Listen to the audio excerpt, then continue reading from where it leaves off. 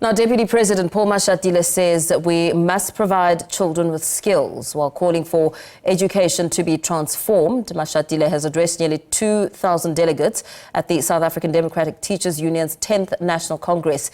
He was speaking moments after Basic Education Minister Siviwe Gwarube warned that the education system is facing a severe financial crisis with budget cuts threatening the quality of teaching and learning.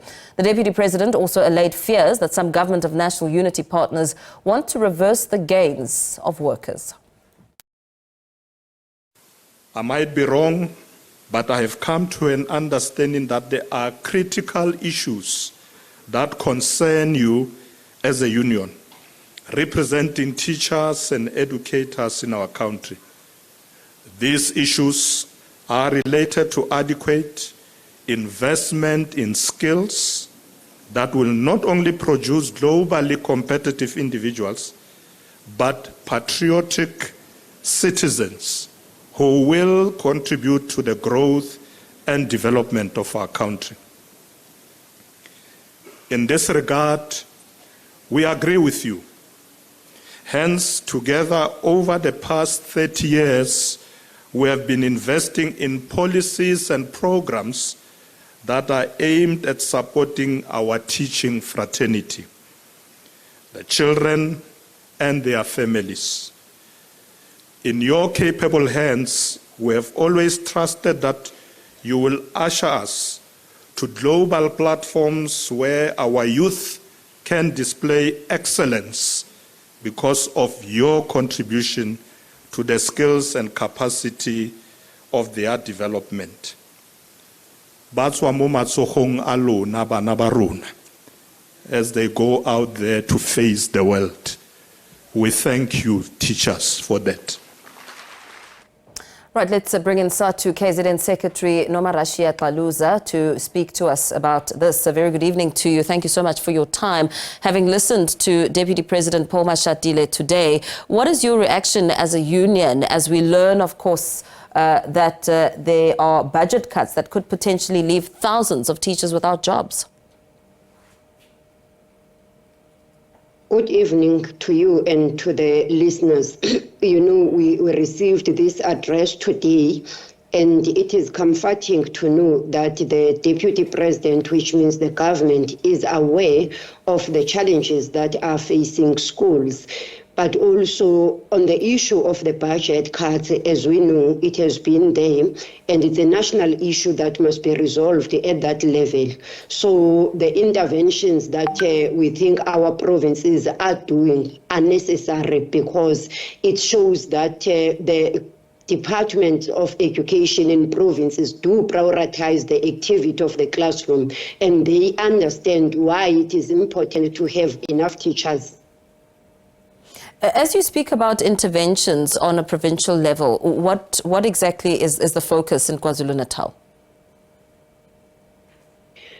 In KwaZulu-Natal, we must state it clearly that the MEC has already convened the consultation meeting with the unions and the school governing body, and he made it clear that he has no intentions of cutting teacher posts in as much as there are challenges as informed by the budget cuts, but because he prioritizes the activity of the classroom, support to teaching and learning, and the realization that there will be no quality teaching and learning when teachers are not there. So that's what is happening in the province of KwaZulu-Natal. We had people talking about 11,000 posts to be cut. That's not KZN. It's only Western Cape, by the way, that has declared that they will be cutting posts. In KZN, we don't have that. The department, the MEC, declared that he's retaining the 90,057 teacher posts that have been there for quite some time. So there are no challenges as of now, because it means that the department will have to reprioritize its programs, but putting at the front of that the issues of teaching and learning and ensuring that there are teachers at all times. As you speak about how KZN is essentially not going to experience the cut, but this call comes on a national platform where Minister Siviwe Gwarube said that, thousands of jobs could be at stake here, but she's going to commit herself to doing everything possible to stabilize the system and also appealing to the provinces to retain the basket of posts. If we look at this on a national scale, should the post cuts go ahead, how compromised will education outcomes be?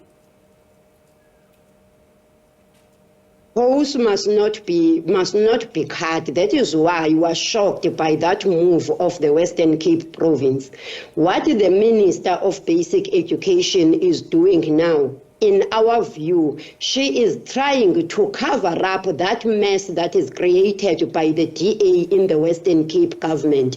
Because you look in other provinces, budget cuts are everywhere, but it depends on whether you prioritize public education. So the issue of post allocation and creation remains the jurisdiction of provincial departments. The minister has nothing to do with it. The minister, her responsibility, her intervention can only be to engage at the level of cabinet, where she can propose better ways of managing the budget of the country so that education is not affected by these austerity measures or budget cuts. Otherwise, what she is supposed to be focusing on, because this thing of teacher supply is part of ensuring that public education delivers to the mandate that parents have given schools. So it is important that she also understands that is part of decolonizing education. Her focus in terms of our expectation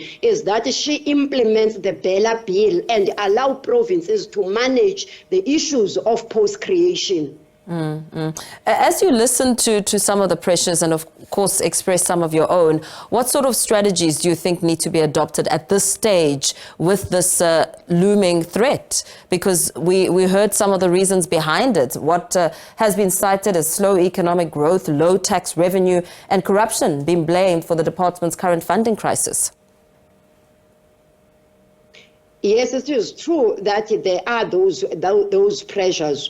But our view also is that this issue of the budget cuts and this post allocation or creation and the shortages of teachers is now being used as a political tool. People want to score political gains and claiming easy victories and telling lies about what they are doing.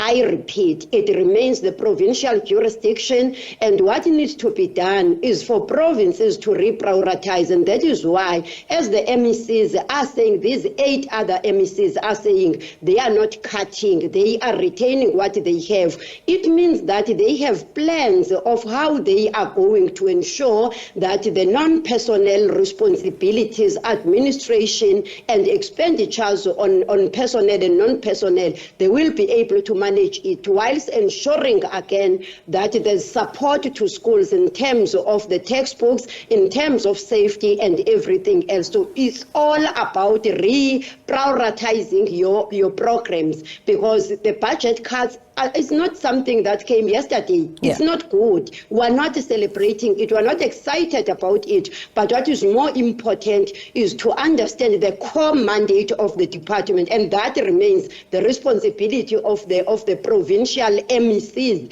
in terms of PEM. And the minister, we repeat, must just focus on the Bella Bill, implement it, and engage the Minister of Finance at that level for stoppage of these budget cuts.